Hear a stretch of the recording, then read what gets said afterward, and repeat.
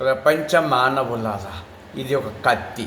దీన్ని తీసుకొని కత్తితో దేహాన్ని పొడిస్తే 10 కోట్లు, టకటకా 10 నిమిషాలు బాధపడుతూ గిలగిలా తన్నుకుంటూ ప్రాణం పోయి శరీరం చనిపోతుంది. దాన్ని కట్టెల్లో కాల్చేస్తారు. ఇప్పుడు ఎన్నో హత్యలు, యుద్ధాలు జరుగుతున్నాయి కదా, చూసుకోండి.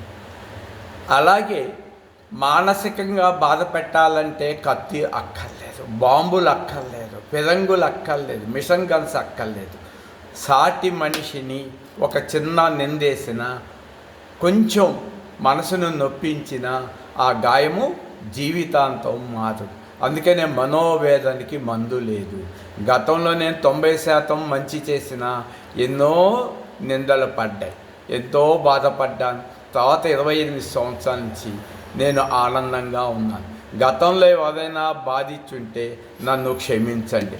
నేను 99% ఆ సమాజంలోకి రాను, ఎవరిని బాధించను. క్షమించండి.